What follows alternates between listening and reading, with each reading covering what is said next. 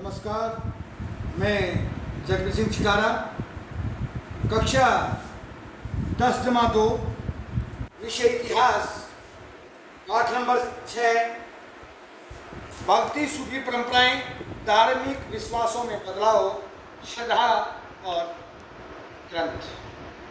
इसके एक क्वेश्चन को लेकर आपके सामने हाजिर हुआ हूं।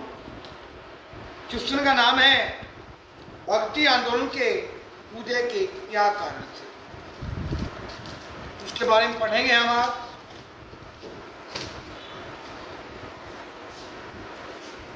भक्ति आदि या भक्ति शब्द से हम अर्थ लेते हैं सेवा, जबकि भक्ति व्यापक अर्थ में मनुष्य द्वारा ईश्वर के प्रति समर्पित होना होता है। भक्ति क्या होती है? इंसान के द्वारा ईश्वर के प्रति समर्पित भाव रखना। मध्यकालीन धार्मिक जीवन की एक महत्वपूर्ण विशेषता हिंदू धर्म में भक्ति आंदोलन का जन्म था। डॉक्टर ताराचंद जैसे इतिहासकार भक्ति आंदोलन को मुसलमानों के भारतीय समाज से संपर्क का परिणाम मानते हैं, परंतु हमें यह बात भी याद रखनी चाहिए कि इस्लाम के भारत में प्रवेश करने से बहुत पहले ही भारत में भक्ति साधना का एक महत्वपूर्ण अंग बन चुकी थी और मध्यकाल में भक्ति आंदोलन में के उदय के निम्नलिखित कारणों ने योगदान दिया। भक्ति आंदोलन का जन्म हुआ मध्यकाल में। मुसलमानों के आने से पहले ही ये आंदोलन शुरू हो चुका था। अब क्यों चला, उसका फर्स्ट रीजन है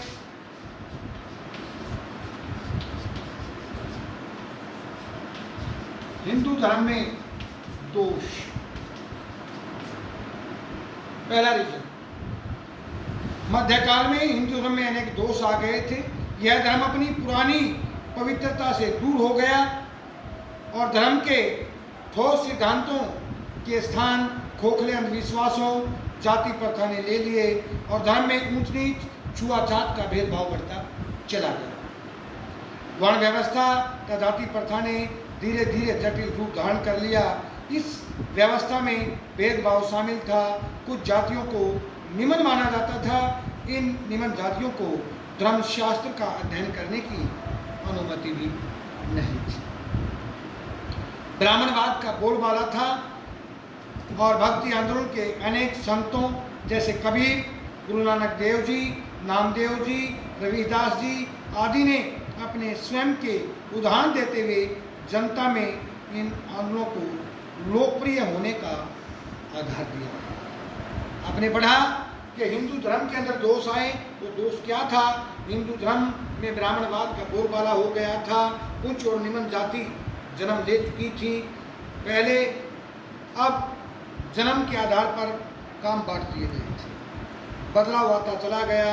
जब निम्न वर्ग के लोगों के साथ भेदभाव, जाति प्रथा फैलती चली गई तो गुरु नानक देव जी, नामदेव जी, रविदास जी, कबीर जी ने स्वयं उदाहरण देकर लोगों को इसके प्रति अवगत कराया और इसके कारण भक्ति की जो आंदोलन की जो लहर थी वो चल पड़ी। वो किसके कारण चली? हिंदू धर्म में आए परिवर्तन के कारण, दोषों के कारण, अवगुणों। दूसरा है ब्राह्मणों का नैतिक पतन। मैंने आपको पहले पॉइंट में बताया, ब्राह्मणों का बोलबाला था। ब्राह्मण भी जो उसमें ब्राह्मण थे, इस काल में ब्राह्मण वर्ग का नैतिक पतन हो चुका था। अर्थात इस काल में तक ब्राह्मण वर्ग बहुत ही अधिक भ्रष्ट हो गया। वे निर्दोष जनमानस को अनेक प्रकार से उनका शोषण करने लग गए। हिंदू समय में या हिंदू समाज में अंधविश्वास जैसी बुराई आ चुकी थी। अतः अपने स्वार्थों को पूरा करने और अधिक से अधिक धन इकट्ठा करने के लिए हिंदू धर्म को और जटिल तथा खर्चीला बना दिया। मतलब ब्राह्मण लालच में आ गए। लालच में आकर उन्होंने इतने कर्मकांड, इतने बाह्य आडंबर धन के लोभ में आकर शुरू कर दिए जिससे वो अपना रास्ता भटक गए। जबकि ब्राह्मणों का काम जनता की, समाज की भलाई करना था, उनको शिक्षित करना था, उनको एक अच्छा नया रास्ता दिखाना था, लेकिन अब वो अपने रास्ते से भटक चुके थे। इस भ्रष्ट होने के कारण भी इस भक्ति आंदोलन का जन्म। तीसरी बात, ज्ञान मार्ग की दर्शिता। बंद कर।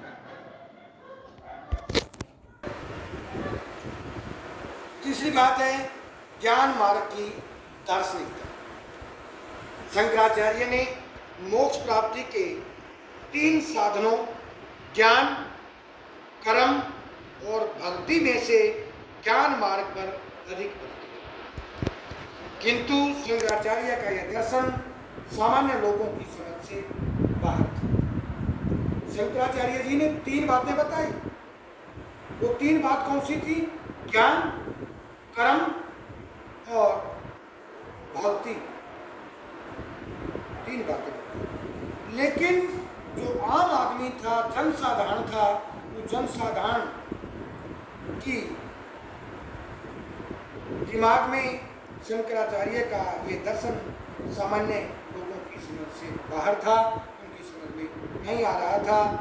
नतीजा ये निकला कि जन सामान्य ने दिल से उनके विचारों का स्वागत नहीं किया और अंततः जनमानस को, आम आदमी को हिंदू धर्म की ओर आकर्षित करने तथा उसे जनजीवन का एक सक्रिय और सूफीवान, सपूर्तिवान अंग बनाने के लिए भक्ति को बहुत अधिक महत्व दिया जाना बहुत ही जरूरी हो गया और इसी बात को लेकर भक्ति आंदोलन का जन्म। आपने इस पॉइंट के अंदर 3 चीजें पढ़ी, शंकराचार्य द्वारा बताई गई 3 बातें, लेकिन वो 3 बातें आम आदमी की समझ से बाहर थी। लोग हिंदू धर्म से, सनातन धर्म से विमुख होते जा रहे थे, इसलिए लोगों को, जन सामान्य को वापस हिंदू धर्म की तरफ लाने के लिए भक्ति आंदोलन का जन्म हुआ।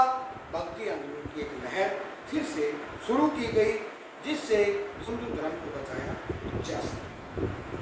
तीसरी बात, इस्लाम का खतरा। क्योंकि आपको पता है 1000 शताब्दी के अंदर मुसलमान भारत में प्रवेश कर चुके थे। कुछ इतिहासकारों के अनुसार भारत में इस्लाम के बढ़ते हुए खतरे ने भी भक्ति आंदोलन के उदय में महत्वपूर्ण योगदान दिया। मध्यकालीन भारतीय समाज में जाति प्रथा का बहुत अधिक प्रचलन था। जाति प्रथा भारतीय समाज के अंदर घर कर चुकी थी। ऊंची जातियों के लोग निम्न जातियों के लोगों पर अनेक प्रकार के अत्याचार करते थे, जिसके परिणाम स्वरूप निम्न जाति के लोगों ने इस्लाम धर्म को स्वीकार करना शुरू कर दिया।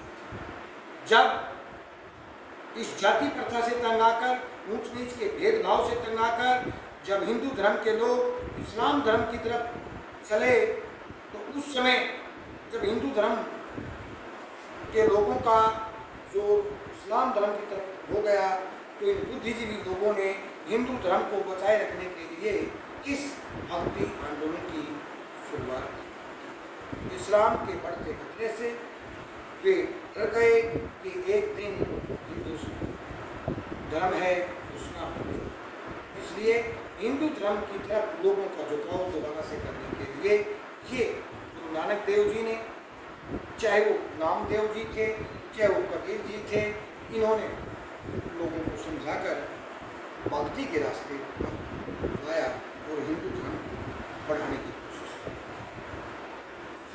आखिरी बात है संतों का उदय। 13वीं शताब्दी से लेकर 16वीं शताब्दी तक के काल में भारत में अनेक महत्वपूर्ण संत हुए। रामानुज, रामानंद, चैतन्य, कबीर, गुरु नानक देव, नामदेव जैसे संतों ने जाति प्रथा का खंडन किया और धर्म की सरलता पर बल दिया। ऐसे संतों का न तो कोई विशेष संप्रदाय से लगाव था और न ही उनका उद्देश्य किसी अलग धार्मिक पंथ को चलाना था। उनका विचार था कि प्रभु भक्ति और प्रभु प्रेम से ही मोक्ष की प्राप्ति हो सकती है और इस प्रकार उनके विचारों से भक्ति आंदोलन के विकास में विशेष योगदान दिया गया। और सूफी संतों का प्रभाव, सूफी संतों ने के प्रभाव में ने अनेक भक्ति आंदोलन के विकास में महत्वपूर्ण योगदान दिया और सूफी संतों ने समानता और भाईचारे के सिद्धांत का प्रचार किया। सामान्य लोग भी अब पुराने धर्म से संतुष्ट थे, किंतु वे ऐसे धर्म की खोज में थे जो उनकी बुद्धि और भावना दोनों को संतुष्ट कर सके।